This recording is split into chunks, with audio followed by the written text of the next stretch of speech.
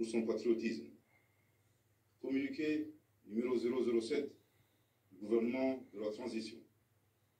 Le gouvernement de la République du Mali a appris avec stupéfaction les sanctions économiques et financières prises à l'encontre du Mali à l'issue des sommets extraordinaires de la Communauté économique des États de l'Afrique de l'Ouest, CEDEAO, et de l'Union économique et monétaire ouest-africaine, UEMOA, tenue le 9 janvier 2022 à Accra, en République du Ghana. Ces mesures contrastent avec les efforts fournis par le gouvernement et sa disponibilité au dialogue en vue de trouver un compromis avec la CEDEAO sur le chronogramme des élections au Mali. Le gouvernement du Mali condamne énergiquement ces sanctions illégales et illégitimes prises à la fois par l'UEMOA et la CEDEAO, organisation pourtant fondée sur la solidarité et l'idéal panafricain.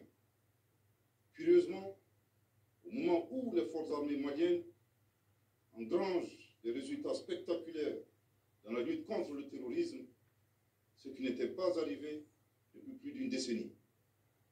Concernant l'UEMOA, un embargo décidé par les chefs d'État et de gouvernement, applicable à un État souverain, constitue une violation manifeste du traité de l'UEMOA et des statuts de la BCEAO, la Banque centrale des États d'Afrique de l'Ouest.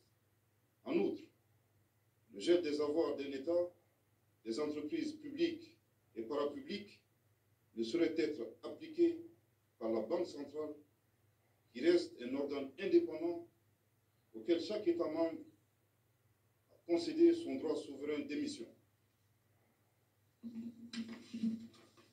Concernant la CEDEAO, le gouvernement dénonce et rejette les décisions suivantes qui ne sont fondées sur aucun texte communautaire.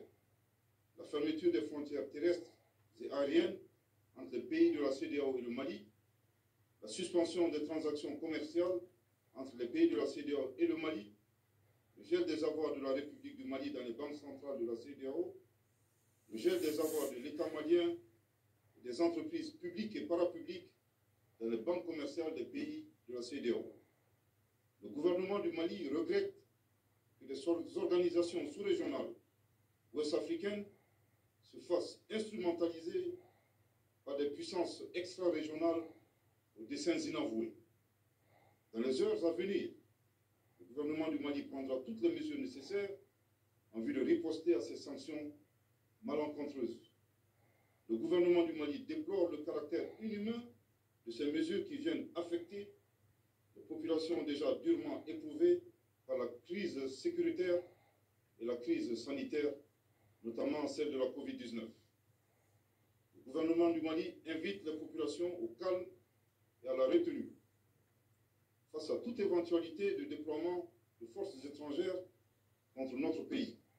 Le gouvernement du Mali appelle les forces de défense et de sécurité, ainsi que la population, à redoubler de vigilance et à rester mobilisée. Le gouvernement du Mali appelle à la solidarité et à l'accompagnement des pays et institutions amis.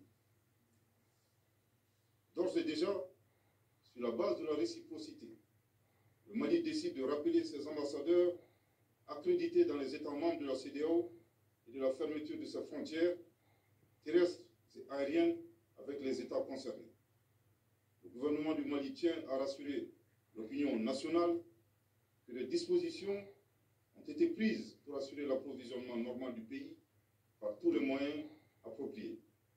Au regard des violations répétées des textes, principes et objectifs de ces organisations, le gouvernement du Mali tirera toutes les conséquences et se réserve le droit de réexaminer sa participation à ces entités. Bamako, le 9 janvier 2022. Merci de votre très aimable attention. Merci. Merci.